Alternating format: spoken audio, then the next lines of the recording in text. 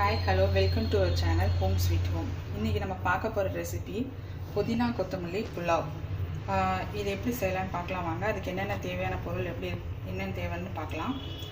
அதுக்கு ஃபர்ஸ்ட் தேவை வந்து புதினா 1 கப், கொத்தமல்லி கொஞ்சம் தேவைப்படும். அப்புறம் இஞ்சி, பூண்டு, பச்சை மிளகாய், வெங்காயம், தக்காளி, அப்புறம் அதில் புலாவில் போட வேண்டிய தேவையான வெஜிடபிள்ஸ் உங்களுக்கு என்னென்ன விருப்பமோ அதெல்லாம் எடுத்துக்கலாம். இன்றைக்கி என்கிட்ட இருந்த வெஜிடபிள்ஸ் பீன்ஸ், கேரட், உருளைக்கிழங்கு. ஒரு மிக்ஸி ஜார் எடுத்துகிட்டு அந்த ஜாரில் ஃபஸ்ட்டு புதினா எல்லாத்தையும் போட்டுக்கோங்க.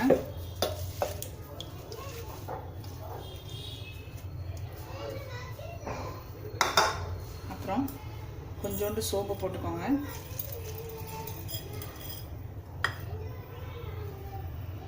அப்புறம் கொத்தமல்லி, 2 பச்சை மிளகாய், பூண்டு,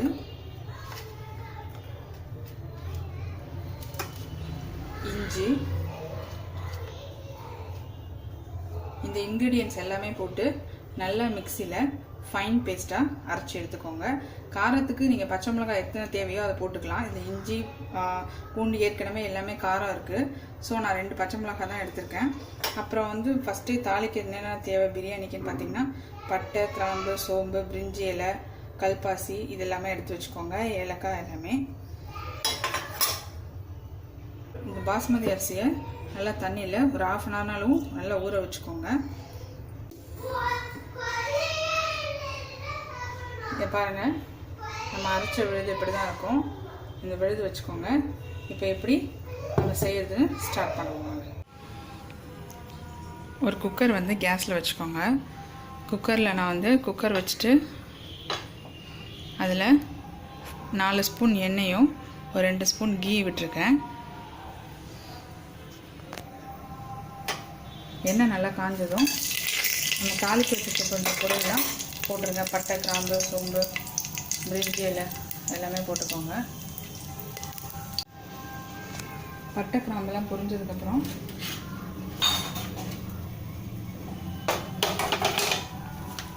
வெங்காயம் போட்டுக்கோங்க.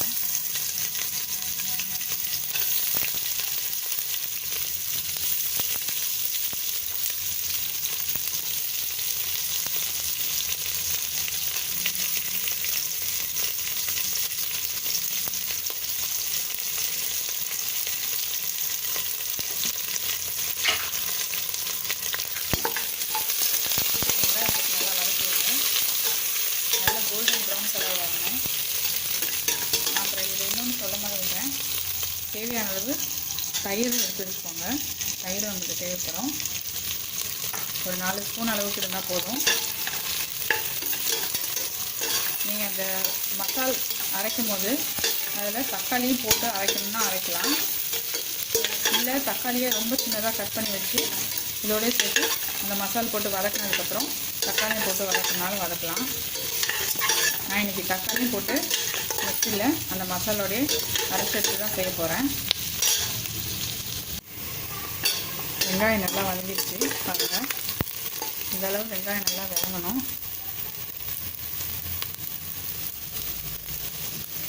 வதங்கினதுக்கப்புறம் நம்ம அரைச்சி வச்சது எல்லாத்தையும் ஊற்றிக்கோங்க. நல்லா கிளறுங்க. நம்ம அரைச்சி ஊற்றி வச்ச பிழுது நல்லா இஞ்சி விட்டு இந்த மாதிரி கிளறி எடுத்துக்கோங்க. இதிலே நம்ம இஞ்சி, பூண்டு, புதினா, கொத்தமல்லி, சோம்பு, தக்காளி எல்லாமே நம்ம சேர்த்துருக்கோம். நல்லா ஃபைன் பேஸ்ட்டாக அரைச்சி தான் சேர்த்துருக்கோம்.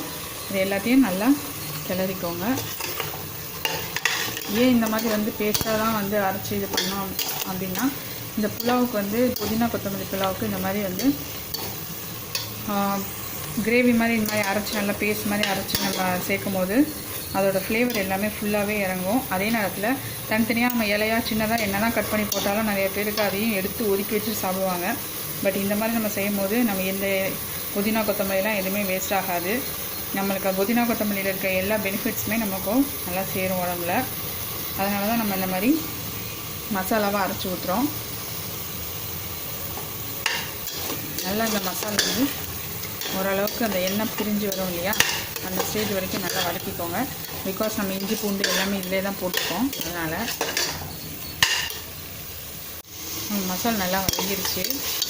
இதில் வந்து மிளகாத்தூள், நம்மளுக்கு கரம் மசாலா தூள் எதுவும் போட தேவையில்லை. பிகாஸ் நம்ம இஞ்சி பூண்டு ப்ளஸ் பச்சை மிளகாவோட காரமே இதில் போதுமானது.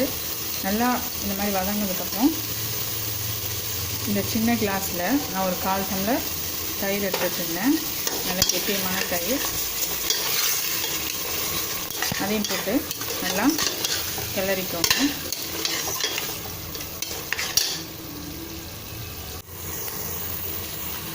தயிர் போட்டு நல்லா வதக்கியாச்சு. பாருங்கள், தயிர் போட்டு இந்த அளவுக்கு மசாலா வதக்கினதுக்கப்புறம் நம்ம ஒரு வெஜிடபிள்ஸாக சேர்த்துக்கலாம். ஃபஸ்ட்டு நான் மீல் மேக்கர் சேர்த்துட்டேன். அப்புறம் நம்மள்கிட்ட இருக்கிற கேரட், பீன்ஸ் போனோன்னா சேர்க்க வேண்டியதான். எல்லா வெஜிடபிள்ஸும் சேர்த்து நல்லா இந்த மாதிரி கலந்து விடுங்க. இந்த மசாலாவோட ஃபஸ்ட்டு நல்லா கலந்து நல்லா வதக்கி விட்டுக்கோங்க. வெஜிடபிள்ஸ் அந்த மசாலா எல்லாம் சேர்ற மாதிரி.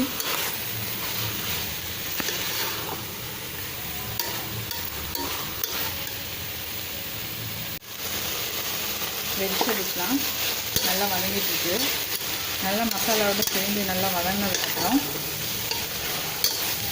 நான் 2 அழாக்கு, அதாவது சின்ன அழாக்கில் 2 அழாக்கு அரிசி எடுத்துருக்கேன். அதுக்கு ஒரு கப் அரிசிக்கு, அதாவது 1 டம்ளர் அரிசிக்கு 1.5 டம்ளர் தண்ணி ஊற்றணும். இன்றைக்கி நான் வந்து 4.5 டம்ளர் தண்ணி ஊற்றிட்டேன். பிகாஸ் வெஜிடபிள்ஸும் சேர்த்து வேகிறதுக்காக. இந்த மாதிரி ஒரு லிட்டு போட்டு நல்லா உள்ள நம்ம தண்ணி நல்லா கொதிக்கிற அளவுக்கு, அந்த மசாலா எல்லாம் சேர்ந்து அந்த தண்ணி கொதிக்கிற அளவுக்கு நல்லா கொதிக்க விடுங்க. ஃபஸ்ட்டு நல்லா கொதிக்கணும். உள்ள தண்ணி நல்லா கொதிக்க ஸ்டார்ட் ஆகிடுச்சு. உள்ள வெஜிடபிள்ஸ் மேலே தண்ணி ஊற்றிருந்தோம் இல்லையா. நான் ஏன் வந்து 2 அழாக்கு அரிசிக்கு வந்து 4 டம்ளர் எடுத்துருக்கேன்னா, நம்ம வந்து வெஜிடபிள்ஸ் வந்து கொஞ்சம் கூடவே எடுத்துருக்கோம். ஸோ கூட வெஜிடபிள்ஸ்லாம் வேகணும்னா தண்ணி கொஞ்சம் கூட ஆகும். ப்ளஸ் நம்மளுக்கு கொஞ்சம் சாதம் வந்து குழந்தைங்களாம் கொஞ்சம் வயசானவங்களாம் சாப்பிட்ற மாதிரி ரொம்ப விதையாக வேணாம், கொஞ்சம் சாஃப்டாக வடிக்கணும் அப்படின்னா கொஞ்சம் அதுக்கும் சேர்த்து தண்ணியை அதனால தான் அந்த ப்ரொபோர்ஷனில் 4.5 கிளாஸ் அப்படின்னு சொல்லி சொன்னேன். ஆனால் நம்ம பாஸ்மதி ரைஸுக்கு ஒரு டம்ளருக்கு வந்து 1.5 டம்ளர் தண்ணியே போதும். உங்களுக்கு எப்படி வேணுன்றதை பார்த்துட்டு நீங்கள் அதுக்கு தகுந்த மாதிரி தண்ணி ஊற்றிக்கலாம். இந்த ஸ்டேஜில் நம்ம வந்து இப்போது உப்பு ஆட் பண்ண போகிறோம். நான் கல் உப்பு தான் போட்டிருக்கேன். இந்த ஸ்பூனால் 3 ஸ்பூன் போட்டிருக்கேன். பத்தலை அப்படின்னா நம்ம நல்லா கொதித்து வந்ததுக்கப்புறமேட்டு டேஸ்ட் பண்ணி பார்த்துட்டு போட்டுக்கலாம். பிரியாணிக்கு எப்பயுமே உப்பு வந்து இந்த கிரேவி வந்து நல்லா கொதிக்கும் போது ஒரு கல் வந்து தூக்கலாக இருக்கிற மாதிரி தான் இருக்கணும். தூக்கலாக இருந்தால் தான் நம்ம ரைஸ் போடும்போது அதோட அளவு வந்து சரியாக இருக்கும். அதை பார்த்து அதனால் டேஸ்ட் பார்த்து போட்டுக்கோங்க. உப்போடு சேர்ந்து நல்லா கொதிச்சு வந்துருச்சு. இந்த ஸ்டேஜில் நம்ம வாஷ் பண்ணி வச்சுருக்க பாஸ்மதி ரைஸை ஆட் பண்ணிக்கோங்க.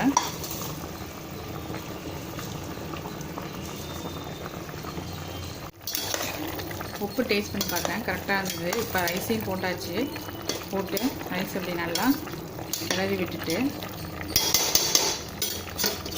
விடுங்க. கிளறி விட்டுட்டு ஒரு லிட் போட்டு மூடி வச்சுருங்க. கொஞ்ச நேரம் ரைஸ் கொதிக்கட்டும். அப்பப்போ ஒரு 2 to 3 மினிட்ஸ்க்கு ஒரு தடவை எடுத்து நல்லா கிளறி விடுங்க. அதுக்கப்புறம் ஒரு 3/4 ஸ்டேஜ் வந்ததுக்கப்புறம், அரிசி வெந்ததுக்கப்புறம் நம்ம ஆவி வெளியில் போகாத அளவுக்கு லிட்டு போட்டு நல்லா க்ளோஸ் பண்ணிடுங்க. அரிசி நல்லா வெந்துட்டுருக்கு. ஒரு 2 to 3 மினிட்ஸ் கழித்து ஒரு தடவையும் இங்கே எடுத்து நல்லா கிளறி விட்டுக்கோங்க. கிளறி வச்சுட்டு திரும்பவும் லிட் போட்டு நல்லா க்ளோஸ் பண்ணிடுங்க. இந்த அளவுக்கு அரிசி வெந்து நம்மளுக்கு 3/4 பதம் தெரிகிற போது லிட்டுக்குள்ள வெளியில் காற்று போகாத மாதிரி அந்த ஹோல்ஸையும் சேர்த்து இந்த மாதிரி ஏதாவது வச்சு க்ளோஸ் பண்ணிடுங்க. என்கிட்ட இதில் ஃபிக்ஸ் ஆகிற மாதிரி ஒரு சின்ன ஆணி இருந்தது. அந்த சின்ன ஆணியை வச்சு க்ளோஸ் பண்ணியிருக்கேன். பார்த்தா உங்களுக்கே தெரியும். இந்த மாதிரி திறக்காமல் ஒரு 5 நிமிஷம் இதிலே சிம்மில் வச்சு வேக வைங்க. 5 நிமிஷத்துக்கு அப்புறம் ஓப்பன் பண்ணி விட்டுட்டு திரும்பவும் கொஞ்சம் கிளறி விட்டு அதுக்கப்புறம் வேக விடுங்க ஒரு 2 நிமிஷம். அதுக்கப்புறம் ஆஃப் பண்ணிவிட்டு ஒரு 20 மினிட்ஸ் அப்படியே விட்டுட்டு அதுக்கப்புறம் சைடுலேருந்து எடுத்து அப்படியே லைட்டாக கிளறி விடுங்க. உங்களோட புதினா கொத்தமல்லி புலாவ் ரெடி ஆகிடும். இது ஏன் இந்த புலாவ் வந்து ரொம்ப டைஜஷன் ப்ராப்ளம்லாம் அதிகமாக இருக்கிறவங்களுக்கு வந்து இந்த மாதிரி புதினா கொத்தமல்லி அடிக்கடி சேர்த்து சாப்பிட்லாம். சில பேர் அதை அப்படியே ஜூஸாக குடிக்கிறனால ரொம்ப பிடிக்கவே பிடிக்காது. துவையலாக அரைச்சி சில பேர் சாப்பிட்ருவாங்க. சில பேர் வந்து இந்த மாதிரி டிஷ்ஷஸ்லாம் நம்ம போட்டு கொடுத்தோன்னா ஜஸ்ட் நம்மளுக்கு பிரியாணி சாப்பிட்ற டேஸ்ட்டில் தான் இருக்கும், வெஜிடபிள் பிரியாணி. அதனால் நம்ம ஈஸியாக சாப்பிட்ருவோம், உடம்புக்கு ரொம்ப நல்லது. நம்மளோட சூப்பரான புதினா புலாவ் ரெடி ஆகிடுச்சு. நான் இப்போ அதை டேஸ்ட் பண்ண போகிறேன். நீங்களும் இதே மாதிரி செஞ்சு டேஸ்ட் பண்ணி பாருங்கள். எப்படி இருக்குதுன்னு சொல்லி எங்களோட கமெண்ட் செக்ஷனில் போஸ்ட் பண்ணுங்கள். உங்களுக்கு இந்த வீடியோ பிடிச்சிருந்தா லைக் பண்ணுங்கள், ஷேர் பண்ணுங்கள், சப்ஸ்கிரைப் பண்ணுங்கள். கண்டிப்பாக பெல் பட்டனை கிளிக் பண்ணிக்க வச்சுக்கோங்க. நாங்கள் இந்த மாதிரி டேஸ்டியான ரெசிபிஸ் நிறையா போஸ்ட் பண்ணுறோம். Thank you. Please stay with us.